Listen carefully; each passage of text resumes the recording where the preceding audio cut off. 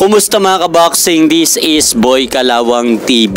So ngayon pong araw mga idol, magaganap ang unang press conference nila Teofimo Lopez at Shakur Stevenson sa bansang Amerika sa lugar ng New York City para sa kailang magaganap na laban sa sunod na taon sa darating na buwan ng January 31. At hindi pa po nangyayari ang laban ng dalawa. Marami na pong nagsasabi ng mga boxing fans na paniguradong tatakbo lang daw itong si Shakur Stevenson hanggang 12 rounds at aantukin na naman daw ang mga tagapanood ng kanyang laban at ibibigay na naman po ng mga hurado ang panalo kay Shakur Stevenson. Pero ang opinion ko po dyan mga idol, hindi naman siguro hahayaan ni Teofimo Lopez magmistulang track and field ang kanilang mangyayaring laban ni Shakur Stevenson dahil paniguradong nakapaganda ang kampo ni Lopez sa estilo na yan ni Shakur Stevenson.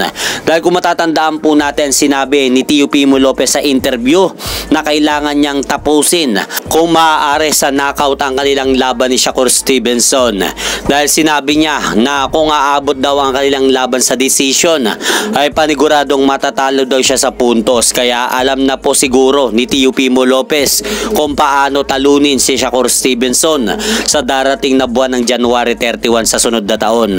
At sa kabilang banda naman, 17 araw na lang po mga idol at muling dedepensahan ni current undisputed world super bantamweight champion na Oya the Monster Inoue ang kanyang undisputed super bantamweight crown laban sa kanyang WBC number 1 mandatory challenger na si Mexican undefeated boxer Alan David Picasso sa darating na December 27 sa bansang Saudi Arabia sa magaganap na The Ring 5 na pinamagatang Night of the Samurai.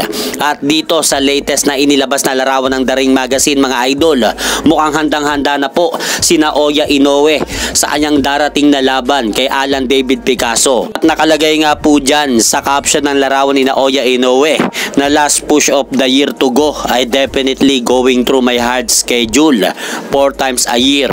So ang ibig sabihin nga po dito ni Oya Inoue na huling labanan niya ngayong taon at kailangan niyang gawin ang kanyang nakasanayan na lumaban na 4 beses sa isang taon at napakahirap daw nitong gawin. At hanggang dito na lang po muna ang aking update sa mga ganapan sa mundo ng boxing. At syempre mga idol, huwag nyo rin pong kalimutan, pakisuportahan nyo naman po muna ang ating munting channel. Maraming salamat po.